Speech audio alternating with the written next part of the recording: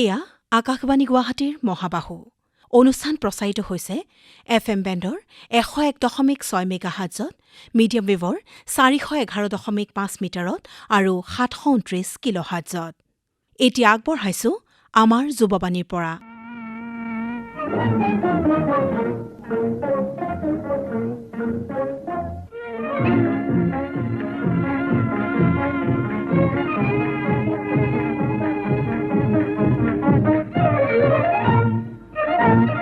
আমাৰ যুৱবাণীৰ পৰা অনুষ্ঠানটিলৈ আপোনালোকক আদৰণি জনাইছো।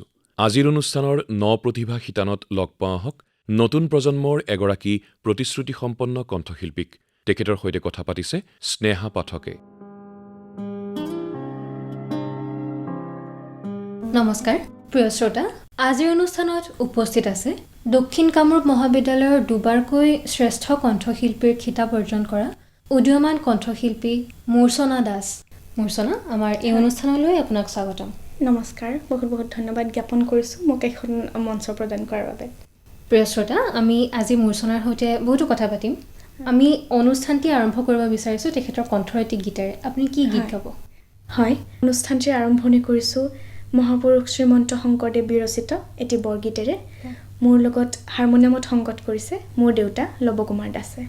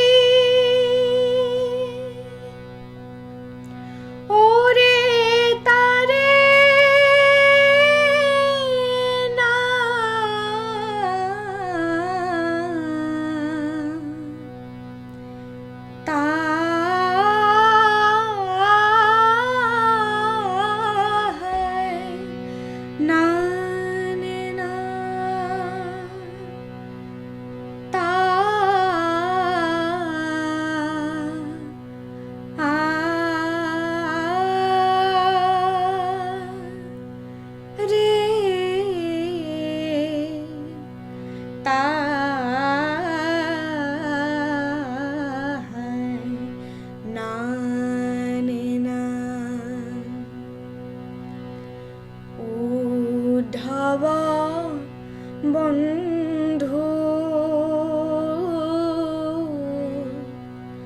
মধুপুৰী ৰহলমু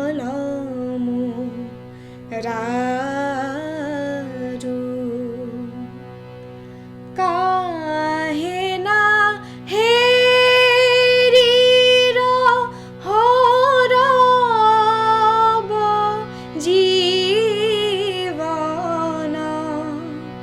বন ভয় ভৱন হামাৰু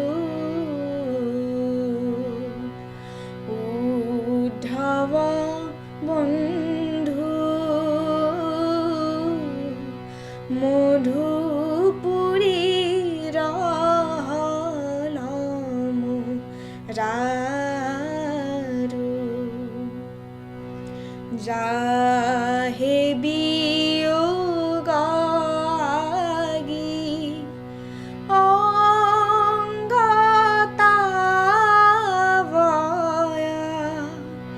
তিলয় কুৰহ য়েনা পাৰি হহিব্ৰজ সুৰ দূৰগেয় গোবিন্দ দিশদহ দিৱসে আন্ধাৰী উদ্ধৱ বন্ধু মধুপুৰী ৰহলমু ৰাৰু ব্ৰজ জন জীৱন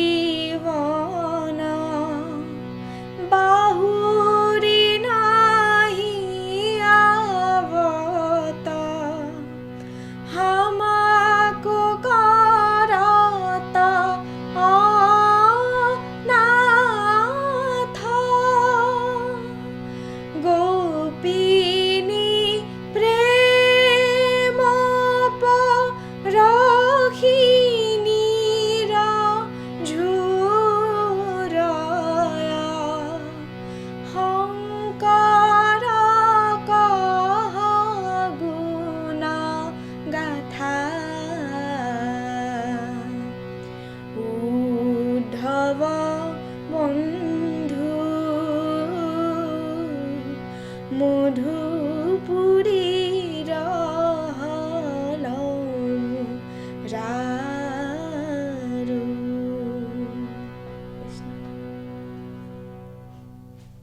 এই বৰগীতটোৰে আপুনি অনুষ্ঠানটি জীপাল কৰি তুলিলে, খুব ভাল লাগিল। ধন্যবাদ। আপোনাৰ গীত আমি শুনি যাম। হয়। প্ৰথমে জানিব বিচাৰিছোঁ আপোনাৰ জন্ম, শিক্ষা আৰু শৈশৱ সম্পৰ্কে কিছু কথা। হয়, মোৰ জন্ম হৈছে 2002 চনত মিৰ্জাৰ অন্তৰ্গত সাতপুখুলি গাঁও। মোৰ দেউতা লৱকুমাৰ দাস, মা মালতী মহন্ত দাস আৰু মোৰ ভণ্টি আছে শতাব্দী দাস। আমাৰ এইখিনিয়ে পৰিয়াল 4জন। মই শিক্ষা গ্ৰহণ কৰা আনুষ্ঠানিক শিক্ষা বুলি ক'লে মই প্ৰথমতে সাতপুখুলি প্ৰাথমিক বিদ্যালয়ত পঢ়িছিলোঁ। তাৰপিছত গৈ পেলাই মই সাতপুখুলি মজলীয়া বিদ্যালয়ত এবছৰ কৰিছোঁ। তাৰপিছত মই কামৰূপ জাতীয় বিদ্যালয় মিৰ্জাত পঢ়িছোঁ। গতিকে গোটেইকেইখন স্কুলতে মোক খুব মই প্ৰিয় আছিলোঁ তেতিয়া। তাৰমানে মই পঢ়াত খুব ভাল, হয়, সৰুৰ পৰাই মই পঢ়াটো ভাল আছিলোঁ। গতিকে তেনেকৈ মই গান গাওঁতো মোক খুব মৰম কৰে তাত, আৰু চবেই খুব মৰমৰ। আৰু যেতিয়া স্কুলখন মই যেতিয়া সলাবলগীয়া হয়, সেইখন স্কুলৰ পৰা যাওঁ, তেতিয়া মোৰ বিৰাট বেয়া লাগে। চবেই ইমান মৰম কৰে, তুমি যাবা, এতিয়া কোনে গান গাব, কোনে কি, তেনেকুৱা আৰু তেনেকৈ বেয়া লাগে। তাৰপিছত স্কুলবোৰ এৰিলোঁ, সেইখন এৰিলোঁ। তাৰপিছত কামৰূপ জাতীয় বিদ্যালয়, তাত বিদ্যালয় সপ্তাহত যেতিয়া মই নতুনকৈ গৈ পেলাই যেতিয়া তাত মই গালোঁ, তেতিয়া তাতো প্ৰিয় হৈ পৰিলোঁ। যেতিয়া গালোঁ তেতিয়া চবেই চিনাকি হৈ গ'ল, ভাল পালে। হয় হয় হয়। পিছত মই পঢ়াৰ পিছত আৰু লাহে দেউতা সেইখন স্কুলতে সংগীতৰ শিক্ষক হিচাপে কাম কৰিছিলে। তাৰপিছত মই আহিলোঁ ৰামপুৰ উচ্চতৰ মাধ্যমিক বিদ্যালয়ত। তাৰপিছত মই তাৰ পৰাই মেট্ৰিক পৰীক্ষা দিলোঁ। মই তাত পঢ়িলোঁ। তাতো শ্ৰেষ্ঠ গায়িকা হ'লোঁ। তাত অনুষ্ঠিত কৰিছিল বিদ্যালয় সপ্তাহ খুব ধুনীয়াকৈ। তাতো মই চবৰে প্ৰিয় হৈ গ'লোঁ। গতিকে তাৰ পৰাই তাৰমানে মোৰ এটা চিনাকি হৈ গ'ল গোটেই অঞ্চলটোত, যে এনেকৈ মূৰ্ছনা বুলি পেলাই খুব ধুনীয়া গায় তেনেকৈ। তাৰপিছত মই কলেজ কৰিলোঁ দক্ষিণ কামৰূপ মহাবিদ্যালয় মিৰ্জা। তাত মই প্ৰথম বছৰ 2018 চনত মই HS ফাৰ্ষ্ট ইয়াৰত আছিলোঁ। তাত হ'ল প্ৰথম বছৰ যেতিয়া মহাবিদ্যালয় সপ্তাহ অনুষ্ঠিত হ'ল, তাত মই অংশগ্ৰহণ কৰিলোঁ। তাতো মই প্ৰথম বছৰে শ্ৰেষ্ঠ গায়িকা হ'লোঁ। তো মানে এনেকুৱা নাছিলে যে কোনোবাই প্ৰথম বছৰ মহাবিদ্যালয়ত গৈ পেলাই প্ৰথম বছৰেই মানে শ্ৰেষ্ঠ গায়িকা, মানে এইটো খুব এটা ভাল লগা কথা, ৰেকৰ্ড। হয় হয়, ৰেকৰ্ড এটা। আৰু যেতিয়া মই ক্লাছবোৰত গ'লোঁ, তেতিয়া চবেই চিনাকি যে এই মূৰ্ছনা বা আহিছে, এনেকৈ প্ৰথম বছৰ আহি পেলাই মোৰ পৰিচয়টো চিনাকিটো মোৰ সেনেকৈ আচলতে। আৰু সেইটো আচলতে ভাল লাগে। এতিয়া পঢ়াত বুলি ক'লে এতিয়া বহুত আছে, তেনেকৈ ক'ব, বহুত শিক্ষাৰ্থী আছে, বহুত ভাল ভাল। এতিয়া পঢ়াৰ মাজেৰে যোৱা চিনাকিটো আৰু এনেকৈ এটা বেলেগ দিশেৰে গানৰ মাজেৰে যিটো চিনাকি, তাই ইমান ধুনীয়া গায়, আমাৰ মহাবিদ্যালয়ৰ শ্ৰেষ্ঠ গায়িকা প্ৰথম বছৰ, সেইটো চিনাকি মোৰ খুব ভাল লাগে। এইবোৰ সৰু সৰু কথাবোৰৰ পৰাই আচলতে অনুপ্ৰেৰণা, হয় হয়, কিবা আৰু ভাল কৰাৰ যিটো, হয় হয়, এইবোৰৰ পৰাই। তাৰপিছত তাত মোক অধ্যাপকসকলে তাৰপিছত মোক খুব ভাল পালে, আৰু তুমি ইমান ধুনীয়া হেৰি কৰা। তাৰপিছত বিভিন্ন ধৰণৰ অনুষ্ঠানত মোক ক'লে যে মূৰ্ছনা তুমি অমুকত যাব লাগিব, আজি ইয়াত যাব লাগিব। তেনেকৈ মই বহুত মানুহ চিনি পালোঁ। লগতে মোৰ দেউতাৰ জৰিয়তেও মই বহুত, যিহেতু দেউতা আগৰ পৰাই সংগীতৰ লগত জড়িত আছিল, তো দেউতাৰ জৰিয়তেই মই বহুতখিনি চিনাকি। তাৰপিছত আমাৰ ছ'চিয়েল মিডিয়া, সামাজিক মাধ্যমৰ জৰিয়তেও মোৰ আচলতে বহুতখিনি আগবঢ়া গৈছে। তেনেকৈ যেতিয়া গান গোৱা কিবা কিবি যেতিয়া ভিডিঅ' দিলোঁ, তেতিয়া ভিডিঅ'বোৰ খুব মানে ভাইৰেল, আৰু মানে ইমান শ্বেয়াৰ হয়, ভাল লাগে তেতিয়া হয় নিজৰ প্ৰতিভাক যেতিয়া মানুহে ইমান মৰমেৰে আঁকোৱালি লয়, ভাল লাগে। তো তেনেকৈ তাৰ মাজৰ পৰা বহুতখিনি চিনাকি হৈ গ'ল। তাৰপিছত যেতিয়া মই আকৌ পিছত লকডাউনৰ বাবে আৰু মহাবিদ্যালয় সপ্তাহ অনুষ্ঠিত হোৱা নাছিল। তাৰ পিছৰ বছৰ আকৌ হ'ল। তাৰপিছত আকৌ অংশগ্ৰহণ কৰিলোঁ। তাৰপিছত আৰু 2021-22 চনত পুনৰবাৰ শ্ৰেষ্ঠ গায়িকা খিতাপ অৰ্জন কৰিলোঁ। খুব ভাল লাগিলে। তেনেকুৱা এটা ৰেকৰ্ড হৈ যায় যে এনেকৈ 2 বছৰ শ্ৰেষ্ঠ গায়িকা এজনীয়ে হৈছে। তো তেনেকৈ কলেজখন মোৰ একদমেই তাৰমানে কিবা এটা বেলেগ, আৰু এটা নিজা পৰিচয় এটা হ'ল কলেজখনত। তেনেকৈ মোৰ খুব ভাল লাগিলে। মই আচলতে যিবোৰ আমাৰ বাহিৰা যিবিলাক অনুষ্ঠান, মই তাত চিধাই যোৱা নাই মানে তালৈকে তাৰপিছত এতিয়া লাহে লাহে মই সকলো শিকি আহিছোঁ বৰগীতৰ পৰা আৰম্ভ কৰি যিটো আমাৰ ষ্ট্ৰাকচাৰ গঠনটো যিটো মই সেইটো প্ৰথমতে হৈ আহিছোঁ তাৰপিছত লাহে লাহে মই ওলাইছোঁ মই মঞ্চ বুলি ক'বলৈ গ'লে সৰুতে কৰিছিলোঁ একদম সৰুতে কৰিছিলোঁ তাৰপিছত মই ক্লাছিকেল কৰিলোঁ তাৰপিছত বৰগীত লোকগীত এইখিনি কৰিলোঁ তাৰপিছত মই আকৌ মই মঞ্চত আহিছোঁ আকৌ হয় সংগীতৰ যাত্ৰা অব্যাহত ৰাখিছে হয় আৰু বৰ্তমান মই শিক্ষা বিষয়ত অনাৰ্ছ লৈ পেলাই গ্ৰেজুৱেশ্যন কৰি আছোঁ টিকে কলেজৰ পৰাই কৰি আছোঁ দক্ষিণ কামৰূপ মহাবিদ্যালয় আপোনাৰ জন্ম শিক্ষা শৈশৱ সম্পৰ্কে আমি জানিলোঁ হয় আমি আপোনাৰ সৈতে কথা পাতি যাম হয়। এইখিনিতে আৰু এটি গীত শুনি লওঁ কি গীত গাব এইবাৰ মই ডক্টৰ ভূপেন হাজৰিকাদেৱৰ এটি গীত গাবলৈ চেষ্টা কৰিছোঁ নিশ্চয় গুৱাহাটী কোনোবা এটি মিঠা গধূলিৰ কথা গুৱাহাটীৰ কোনোবা এটি মিঠা গধূলিৰ কথা শুনাইছিলা গণেশ গগৈৰ শুনাইছিলা গণেশ গগৈৰ প্ৰেমৰ কবিতা আজি মনত পৰেনে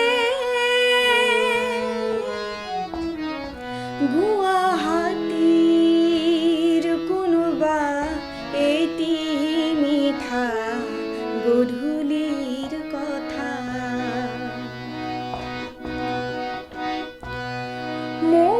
মোকাকুৱালি চাউনি মিলাই কৈছিলা মধুৰা বেগেৰে কৈছিলা মধুৰা বেগেৰে তোমাৰ প্ৰাণৰ পাপৰি ঢালি সজাবা সজ্জা দুয়োৰে আজি মনত পৰেনে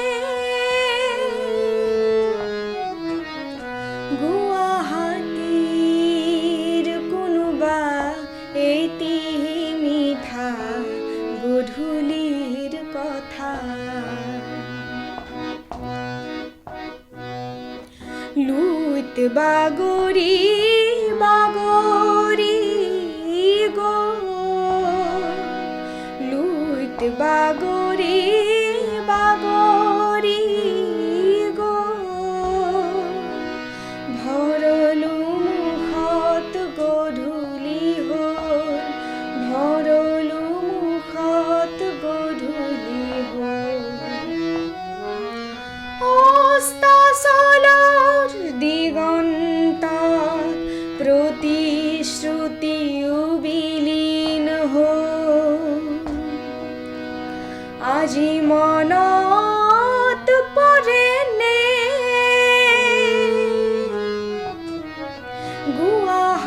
গুৱাহাটীৰ কোনোবা এটি মিঠা গধূলিৰ কথা শুনাইছিলা গণেশ গগৈৰ শুনাইছিলা গণেশ গগৈৰ প্ৰেমৰ কবিতা আজি মনত পৰেনে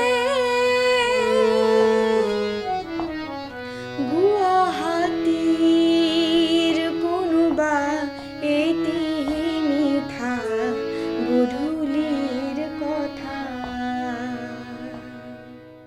ভূপেন হাজৰিকাদেৱৰ এই গীতটি আপুনি খুব সুন্দৰকৈ পৰিৱেশন কৰিলে ধন্যবাদ হয় এতিয়া জানিব বিচাৰিছোঁ আপোনাৰ সংগীতৰ এই যাত্ৰা কেনেদৰে আৰম্ভ হ'ল সংগীতৰ ক্ষেত্ৰত বুলি ক'লে মোক সৰুৰে পৰা মই সংগীতৰ এটা পৰিৱেশ পাইছোঁ মোৰ মা দেউতাৰ পৰা দেউতা যিহেতু সংগীতৰ লগতে জড়িত গতিকে তেওঁৰো এটা সপোন আছিল যে ডাঙৰ হ'লে পিছত গৈ মোৰ ছোৱালী এনেকুৱা হ'ব তেনেকুৱা হ'ব হয় তো সৰুৰ পৰা তেনেকৈ এটা পৰিৱেশ দিছে প্ৰথমতে মোৰ মা দেউতাই মোক প্ৰথমতে যিটো আমাৰ গাঁথনিটো ভালদৰে যিটো কৰিব খোজে মোৰ ক্ষেত্ৰতো সেইটো কৰিছে যে প্ৰথমতে তেওঁ লোকগীতসমূহ আমাৰ অসমৰ যিবোৰ থলুৱা গীতসমূহ লোকগীত বৰগীত বিয়ানাম এইবোৰৰ ওপৰত বিশেষকৈ গুৰুত্ব দিছে যিখিনি আমাৰ এতিয়া হেৰাই যোৱাৰ পথত সেইখিনি প্ৰথমতে আমি শিকিব লাগিব আমি আমাৰ সংৰক্ষণ কৰিব লাগিব আমি অসমত আছোঁ গতিকে সেইখিনি বস্তু আমাক লাগিব আমাৰ সংস্কৃতিটো প্ৰথমতে আমাক লাগিব তাৰপিছত আমাৰ শংকৰদেৱৰ বৰগীতসমূহ তাৰ পৰা লাহে লাহে গৈ পেলাই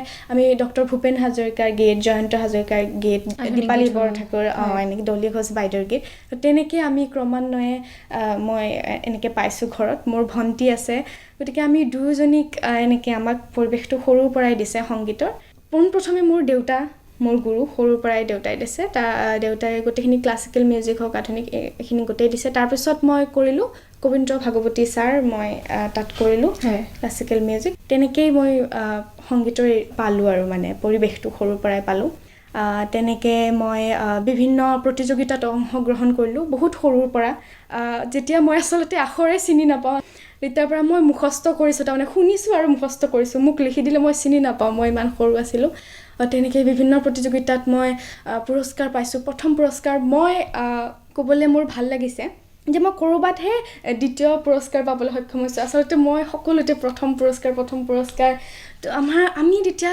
খুব উৎসাহী আৰু তাৰমানে যে মই আৰু কৰিব লাগিব হয় উন্নত হ'ব লাগিব তো তেনেকৈ সৰুৰ পৰা আহি বৰ্তমান মই সদৌ অসম ভিত্তিক বিভিন্ন প্ৰতিযোগিতা বিভিন্ন সংগীত ভূপেন হাজৰিকাৰ হওক আমাৰ আধুনিক সংগীত মই অংশগ্ৰহণ কৰিছোঁ লগতে মই পুৰস্কাৰপ্ৰাপ্ত হৈছোঁ মই বহুত পুৰস্কাৰ বুটলিছোঁ আচলতে মোৰ যাত্ৰা তেনেকৈ গৈছে তাৰপিছত মই লাহে লাহে আধুনিক গীতসমূহৰ মাজত সোমালোঁ তাৰপিছত মই বিভিন্ন শ্ব'জ কৰিবলৈ ল'লোঁ ৰিয়েলিটি শ্ব'জ সোমালোঁ মই টিভি শ্ব'বোৰ কৰিবলৈ ল'লোঁ তেনেকেই মোৰ যাত্ৰা অব্যাহত আছে আৰু মোৰ লগত মোৰ মা দেউতা এতিয়াও থিয় হৈ আছে মোৰ লগত প্ৰতিটো খোজতে মই আজি ইয়াতে আহিছোঁ মোৰ দেউতাৰ লগত আহিছে মোৰ দেউতা নহ'লে মই আজিলৈকে ক'তো গৈ পোৱা নাই মানে এনেকুৱা হওক গানৰ ক্ষেত্ৰত মই য'ত গৈছোঁ বিভিন্ন ঠাইত গৈছোঁ গীত পৰিৱেশন কৰাৰ বাবে মোৰ মা দেউতা সদায় সদায় লগত ঘৰখনতে আপুনি সংগীতৰ পৰিৱেশটো পাইছে তেওঁলোকে আপোনাক আগবঢ়াই নিছে সংগীত আপুনি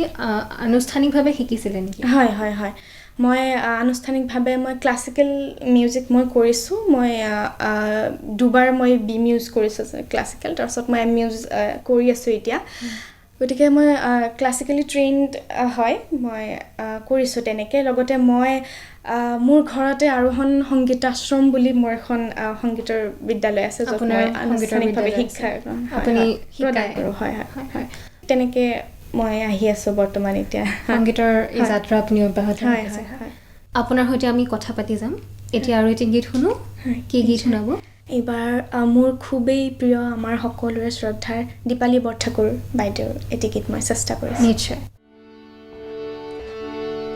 ডালে ডালে গাই কুলি বুলবুলি ডালে ডালে গাই কুলি বুলবুলি বন ময়ূৰী হতে পেখম বন ময়ূৰী হতে পেখম ঐ পেখম বুলি তুলি গাই বুলবুলি ডালে ডালে গাই কুলি বুলবুলি ডালে ডালে গাই কুলি বুলবুলি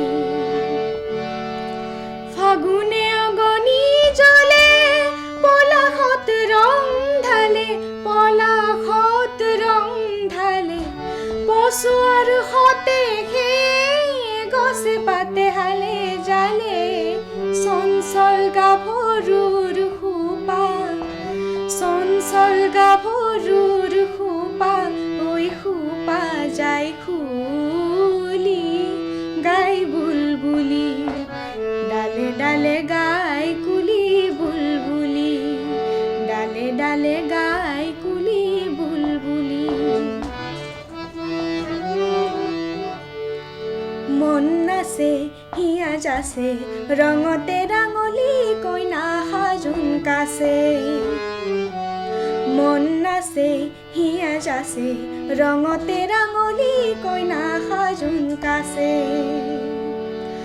আবেগে উতলা তনু মননিত বাজে বেনু বাজে বাজে বেনু শিহৰণ লাগে কিনো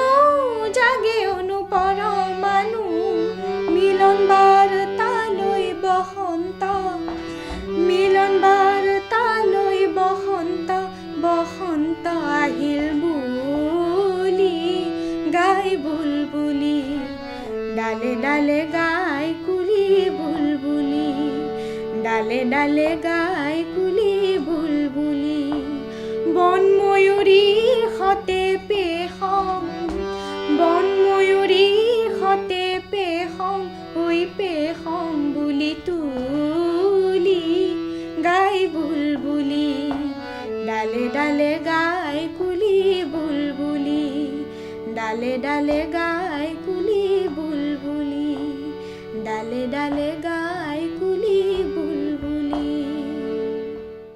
ভাল লাগিল গীতটি শুনি। এতিয়া জানিব বিচাৰিছোঁ প্ৰিয় শিল্পী বুলিলে কাৰ নাম আপোনাৰ মনলৈ আহে?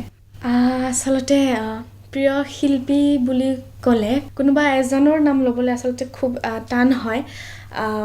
প্ৰিয় শিল্পী বুলি ক'লে ডক্টৰ ভূপেন হাজৰিকা, জয়ন্ত হাজৰিকাৰ পৰা আৰম্ভ কৰি মই ডলি ঘোষ বাইদেউ, দীপালী বৰঠাকুৰ বাইদেউ সকলোৰে গান মোৰ খুবেই প্ৰিয়। সকলোৰে পৰা মই শিকিছোঁ। আচলতে চবৰে ধৰণবিলাক বেলেগ বেলেগ গীতৰ।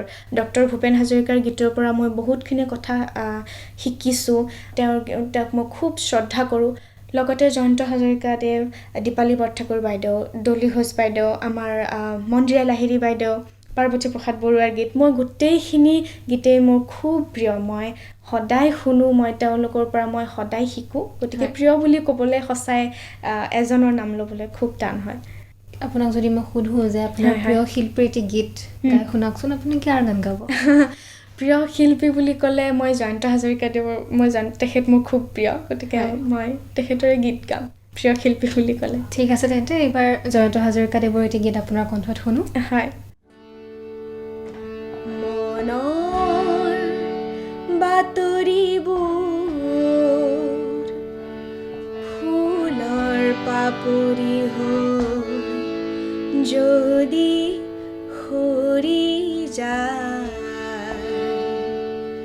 নীৰৱ কবিতাবোৰ নতুন নতুন হৈ যদি সাৰ পায়, মনৰ বাতৰিবোৰ ফুলৰ পাপৰি হৈ যদি সৰি যায়, নীৰৱ কবিতাবোৰ নতুন নতুন হৈ যদি সাৰ পায়, ফাগুনৰ ৰং লৈ বৰষাৰ গীত হৈ তুমি জানুনি বায়ু পচাই, ফাগুনৰ ৰং লৈ বৰষাৰ গীত হৈ তুমি জানুনি বায়ু পচাই, মনৰ বাতৰিবোৰ ফুলৰ পাপৰি হৈ যদি সৰি যায়, নীৰৱ কবিতাবোৰ নতুন নতুন হৈ যদি সাৰ পায়, স্বপ্ন নীল দিগন্তত সন্ধিয়া নমাই, বগলী দেউকাত বিয়লি বেলাই, স্বপ্ন নীল দিগন্তত সন্ধিয়া নমাই, বগলী দেউকাত বিয়লি বেলাই, কিনো ছবি আঁকি আঁকি যায়, কিনো ছবি আঁকি আঁকি যায়, নিশাৰ আকাশ হৈ বহু এন্ধাৰ লৈ মচিবানে সেই পৰিচয়, মনৰ বাতৰিবোৰ ফুলৰ পাপৰি হৈ যদি সৰি যায়, নীৰৱ কবিতাবোৰ নতুন নতুন হৈ যদি সাৰ পায়। গীতটি আপোনাৰ কণ্ঠত খুব ভাল লাগিল। ধন্যবাদ। আপুনি যিহেতু কামৰূপৰ মিৰ্জাৰ জীয়ৰী, গতিকে এটি কামৰূপী লোকগীত আপোনাৰ কণ্ঠত শুনিব বিচাৰিছোঁ। হয়, গতিকে এতিয়া মই এটি কামৰূপী লোকগীত গাইছোঁ। যাদৱ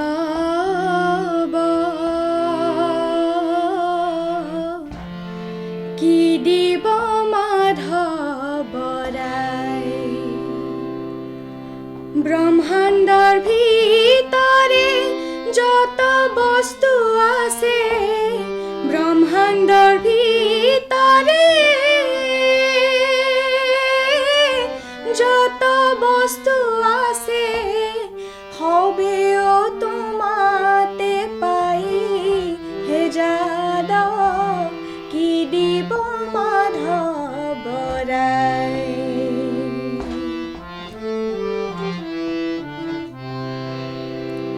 ঐশ্বৰ্য বিভূতি কি দিব তোমাক আপুনি লক্ষ্মীৰ পতি ঐশ্বৰ্য বিভূতি কি দিব তোমাক আপুনি লক্ষ্মীৰ পতি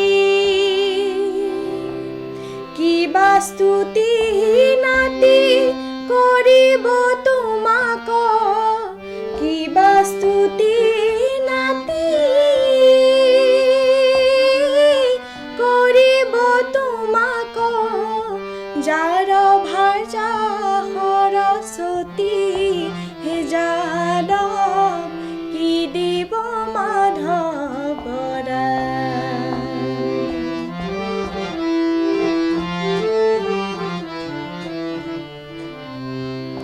কিবা পুষ্প দিয়া পুজিব তোমাক যাৰ হাতে গদা পদ্ম কিবা পুষ্প দিয়া পুজিব তোমাক যাৰ হাতে গদা পদ্ম বাৰে বাৰে প্ৰভু ভাঙ্গিয়া তামুক বাৰে বাৰে প্ৰভু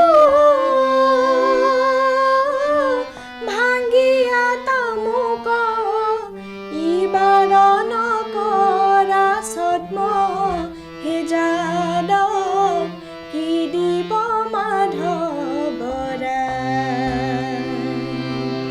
যাদৱ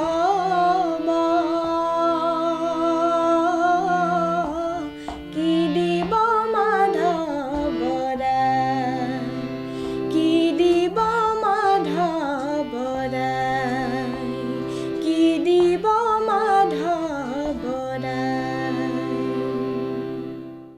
খুব সুন্দৰকৈ আপুনি এই লোকগীতটি পৰিৱেশন কৰিলে খুব ভাল লাগিল হয় হয় ধন্যবাদ এতিয়া আপুনি কি গীত শুনাব এতিয়া মই এটি ৰবীন্দ্ৰ সংগীত শুনাব বিচাৰিছোঁ চেষ্টা কৰিম মই খুব ভাল পাওঁ আপুনি ৰবীন্দ্ৰ সংগীতৰ চৰ্চা কৰি হয় হয় হয়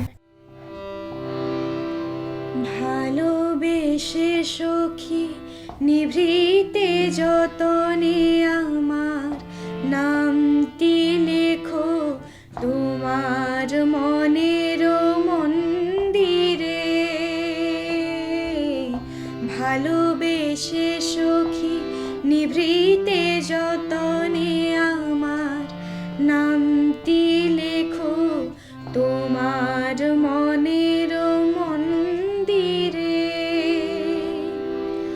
আমার পরাণে যে গান বাজিছে তাহার তালটি শেখো তোমার শরণ মঞ্জিরে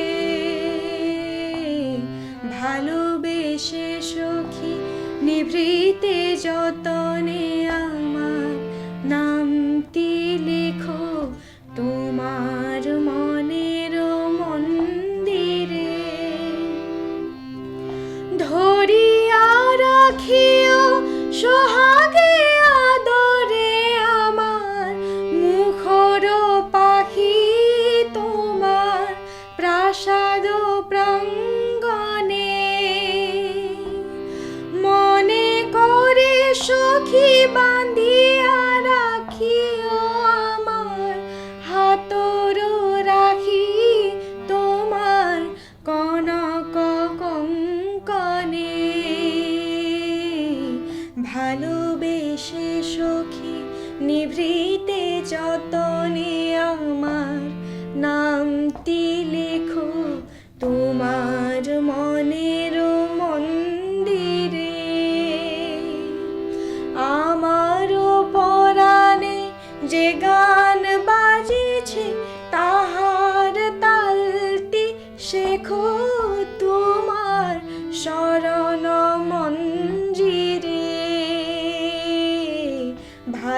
বেশি সুখী নিভৃতে যতনে আমার নামটি লিখো তোমার মনের মন্দিরে। খুব সুন্দৰকৈ আপুনি ৰবীন্দ্ৰ সংগীত পৰিৱেশন কৰিলে। হয়, চেষ্টা কৰিছোঁ। খুব ভাল লাগিল। এতিয়া এটি প্ৰশ্ন মনলৈ আহিছে, সংগীতৰ জগতত প্ৰতিষ্ঠা লাভ কৰিবলৈ হ'লে কেনেধৰণৰ দক্ষতাৰ আৱশ্যক বুলি আপুনি ভাবে? মোৰ যিমানখিনি অভিজ্ঞতা, মোৰ অভিজ্ঞতাৰ ফালৰ পৰা ক'বলৈ লৈছোঁ, যদিও উপদেশ দিব পৰা ইমান ডাঙৰ হোৱা নাই, মই ভাবোঁ সংগীতটো পোনপ্ৰথমে হৃদয়ংগম কৰিব লাগিব। নিজে সংগীতটো, যিকোনো গীত এটা নিজে প্ৰথমতে বুজি উঠাটো খুব প্ৰয়োজনীয়। এইটো নহয় যে মই এটা গীত গাম, এইটো গীতটো মই শুনিলোঁ, মই এইটো গাম, সেনেকুৱা নহয়। প্ৰথমতে গীতটি হৃদয়ংগম, গীতটি বুজি উঠক প্ৰথমতে। সংগীতৰ ক্ষেত্ৰত চৰ্চা খুব প্ৰয়োজনীয়। কণ্ঠৰ চৰ্চা, খোলা কণ্ঠৰ অধিকাৰী হ'ব লাগিব। আচলতে সংগীত বুলি ক'লে কণ্ঠ অধিকাৰী হ'ব লাগিব। তাল, লয়, মাত্ৰাৰ জ্ঞান হ'ব লাগিব। তাৰ বাবে মোৰ বোধেৰে ক্লাছিকেল, আমাৰ যিটো শাস্ত্ৰীয় সংগীতৰ প্ৰশিক্ষণ লোৱাটো খুবেই প্ৰয়োজনীয় হয়, খুবেই জৰুৰী। তাৰ পৰা লাহে লাহে আগুৱাই যাব লাগে। মোৰ ফালৰ পৰা কৈছোঁ, মই যেনেকৈ আহিছোঁ, তো শাস্ত্ৰীয় সংগীতৰ প্ৰশিক্ষণ লোৱাটো মোৰ বোধেৰে খুব জৰুৰী। গীত এটি হৃদয়ংগম কৰিব লাগে। গীতৰ ভিতৰত বহুতখিনি কথা সোমাই থাকে। ডক্টৰ ভূপেন হাজৰিকাৰ মই বিভিন্ন কিতাপত মই পঢ়িছোঁ যে গীতটি গোৱাৰ আগতে গীতৰ কথাখিনি পঢ়ি চাব লাগে। যেনেকৈ আমি কবিতা পঢ়ি চাওঁ, গীতটো আমি গোৱাৰ আগতে পঢ়ি চাব লাগে যে গীতটিয়ে কি কৈছে, কি বুজাব খুজিছে আচলতে। সেইটো বুজি পেলাই যেতিয়া গীতটো পৰিৱেশন কৰা হয়, তেতিয়াহে আচল অনুভৱটো গীতটোৰ ফুটি উঠে। আৰু এই ক্ষেত্ৰত প্ৰতিযোগিতাসমূহে কেনেদৰে সহায় কৰে বুলি আপুনি ভাবে? হয়, প্ৰতিযোগিতা বুলি ক'লে আচলতে তেতিয়া নিজৰ এটা চৰ্চা, আচলতে এইটো প্ৰতিযোগিতাখন বুলি কোৱাৰ লগে লগে নিজে গম পাওঁ যে মই ইমানখিনি আৰু কৰিবলৈ মোৰ বাকী আছে, বা ইমানখিনিলৈ মই আহিছোঁ, মোৰ ইমানখিনি কৰিবলৈ বাকী আছে। প্ৰতিযোগিতা বুলি ক'লে মই কেতিয়াও এইটো হঠাতে আশা কৰি যোৱা নাই যে মই আজি যাম, মই প্ৰথম পুৰস্কাৰ মোৰ আনিবই লাগিব বা মই পাবই লাগিব, তেনেকুৱা নহয়। প্ৰতিযোগিতা এখন শিকিবৰ বাবে যোৱা হয়। নিজে অংশগ্ৰহণ কৰিলোঁ, লগতে বেলেগ প্ৰতিযোগীসমূহকো আমি চালোঁ যে বহুতৰ পৰা শিকিব পাৰি। প্ৰতিযোগীৰ পৰাও শিকিব পাৰি। আমাৰ যিবোৰ বিচাৰকসকল থাকে, তেওঁলোকে খুব ধুনীয়া ধুনীয়া আমাক কথা ক'ব যে কোনখিনিত ভুল হৈ আছে, ত্ৰুটি হৈ আছে। ভৱিষ্যতে সেইখিনিৰ ওপৰত আমি কাম চলাব পাৰোঁ। মই এখন প্ৰতিযোগিতাত গৈছোঁ, মোক কিবা এটা ভুল আঙুলিয়াই দিছে মোক তাত, সেইটো ভুলটোৰ ওপৰত মই কাম কৰিব লাগিব। সেইটো ভুলটো মই কেনেকৈ শুধৰাব পাৰোঁ, সেইটো কাম কৰিব লাগিব। তাৰপিছত তেনেকৈ প্ৰস্তুত হয় ভৱিষ্যতে আৰু আগুৱাই যাব লাগিব। ধৰক আৰু এখন প্ৰতিযোগিতা কৰিলোঁ, সেইটো মোৰ শুদ্ধ হৈছে, তেতিয়া নিজৰ এটা প্ৰতিযোগিতা। এনেকুৱা নহয় যে কোনোবাই প্ৰতিযোগিতা কৰিলেহে সংগীতৰ জগতত আগুৱাই যাব পাৰিব, তেনেকুৱা একো কথা নাই। হয়, চবৰে ভাৱটো বেলেগ বেলেগ। হয়, আপুনি কথাখিনি খুব সুন্দৰকৈ প্ৰকাশ কৰিলে। হয় হয়, আপোনাৰ সৈতে আমি কথা পাতি যাম। এতিয়া আৰু এটি গীত শুনি লওঁ। হয়, এইবাৰ আপুনি কি গীত শুনাব? এতিয়া মই শ্ৰদ্ধাৰ মন্ত্ৰা শৰ্মা লাহিৰী বাইদেউৰ এটি গীত গাবলৈ চেষ্টা কৰিছোঁ। হৃদয় পূৰ্ণ প্ৰতিশ্ৰুতি এটি পায়, হৃদয় পূৰ্ণ প্ৰতিশ্ৰুতি এটি পায়, মোৰ পৰিচয় তোমাতে হেৰুৱাই, মোৰ পৰিচয় তোমাতে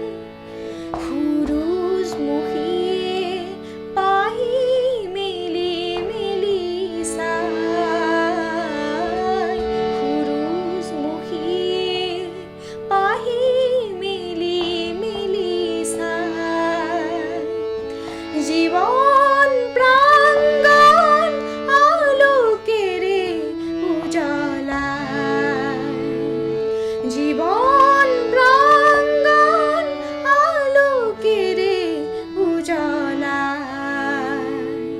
হৃদয় পূৰ্ণ প্ৰতিশ্ৰুতি এটি পায়, হৃদয় পূৰ্ণ প্ৰতিশ্ৰুতি এটি পায়। ধূপৰ শিখাই সুৰভিতে মিলি যায়, ধূপৰ শিখাই সুৰভিতে মিলি যায়, ফুল কলিবোৰে পাহি মেলি চায়, ফুল কলিবোৰে পাহি মেলি চায়, আশাৰ স্পন্দন সমীৰেৰে উপচাই, আশাৰ স্পন্দন সমীৰেৰে উপচাই, হৃদয় পূৰ্ণ প্ৰতিশ্ৰুতি এটি পায়, হৃদয় পূৰ্ণ প্ৰতিশ্ৰুতি এটি পায়। মোৰ পৰিচয় তোমাতে হেৰুৱাই, মোৰ পৰিচয় তোমাতে হেৰুৱাই, হৃদয় পূৰ্ণ প্ৰতিশ্ৰুতি এটি পায়, হৃদয় পূৰ্ণ প্ৰতিশ্ৰুতি এটি পায়।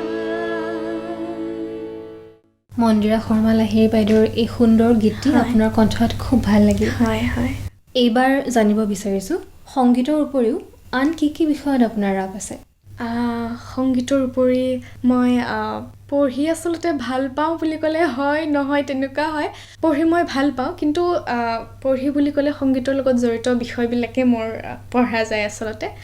তাৰ লগতে মই মোৰ ৰাপ বুলি ক'লে মই কবিতা আবৃত্তি মোৰ খুব প্ৰিয়। কবিতা আবৃত্তি মই সৰুৰ পৰাই খুব কৰিছিলোঁ। এতিয়া অকণমান কমিছে যদিও সংগীতত আচলতে মই বেছিকৈ লাগি দিছোঁ, কিন্তু কবিতা আবৃত্তিটো মোৰ দেউতাই খুব গুৰুত্ব দিছিলে সৰুৰ পৰাই। হয়, এতিয়া আপোনাৰ পৰা আন এটি গীত শুনো। হয়, এইবাৰ মোৰ অন্যতম এটি প্ৰিয় গীত শান্তা উজীৰ বাইদেৱে গাইছে। খুব ধুনীয়া গীত এটি মই চেষ্টা কৰিছোঁ। নিশ্চয়।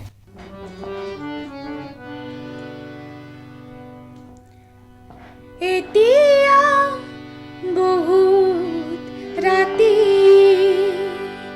দুখৰে ধাৰে ভৰা মোৰ দুচকু উদাসী মৌন পৃথিৱী, এতিয়া বহুত ৰাতি, এতিয়া বহুত ৰাতি দুখৰে ধাৰে ভৰা মোৰ দুচকু উদাসী মৌন পৃথিৱী, এতিয়া বহুত ৰাতি।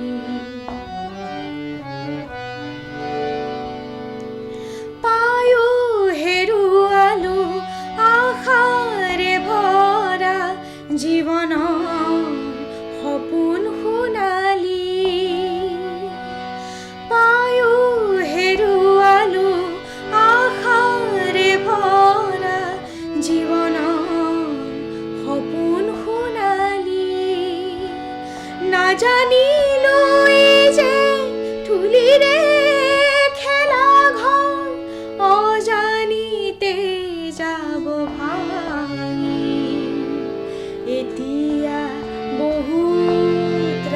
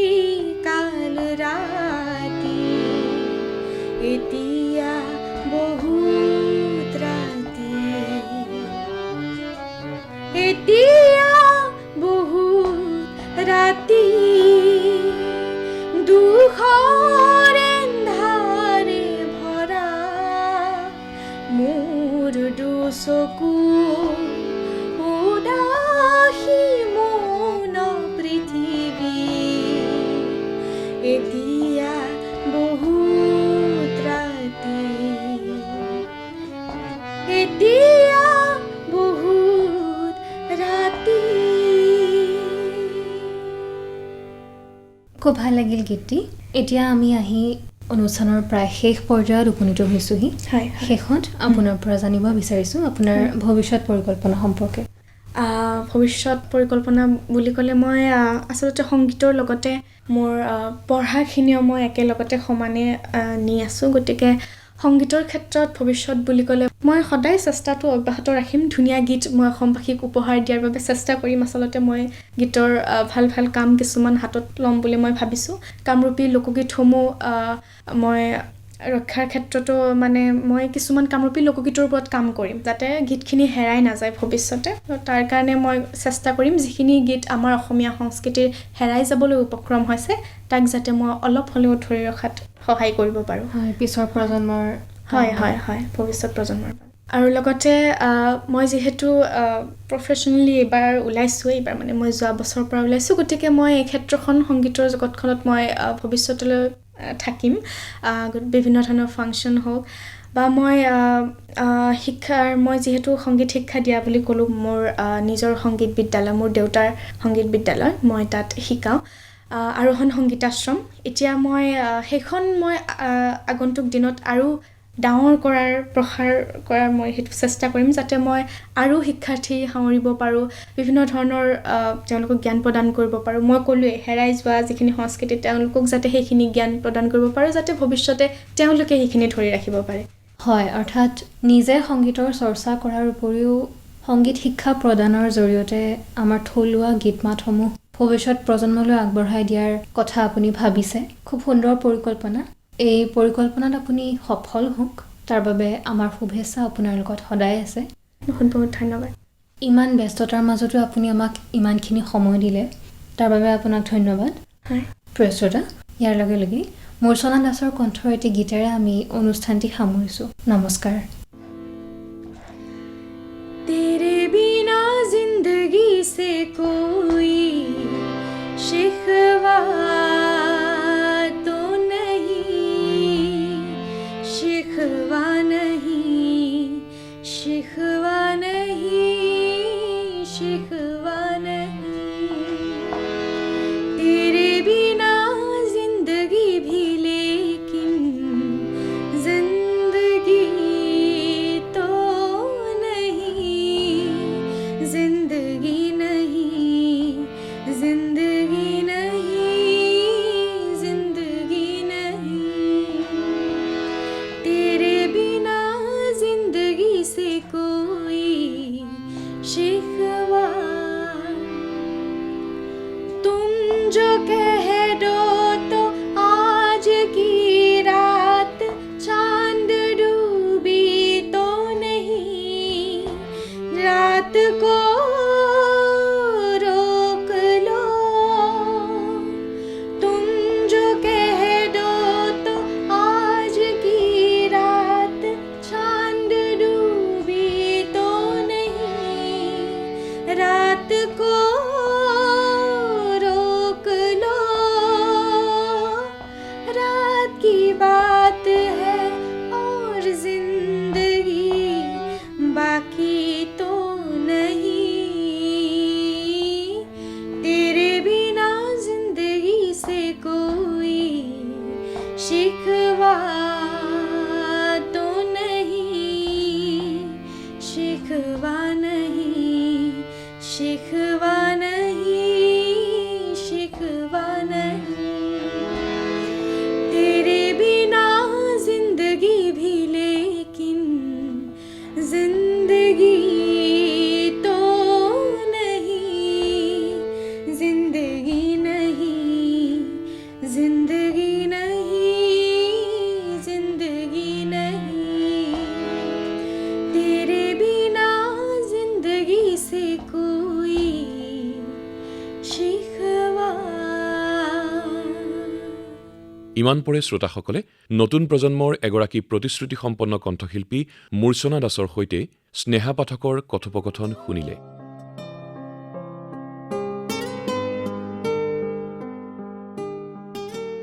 আমাৰ যুৱবাণীৰ পৰা অনুষ্ঠানটিৰ ইমানতেই অন্ত পৰিল। স্নেহা পাঠকৰ সহযোগত অনুষ্ঠানটিৰ প্ৰযোজনা কৰিলে ইন্দ্ৰজিৎ দাসে।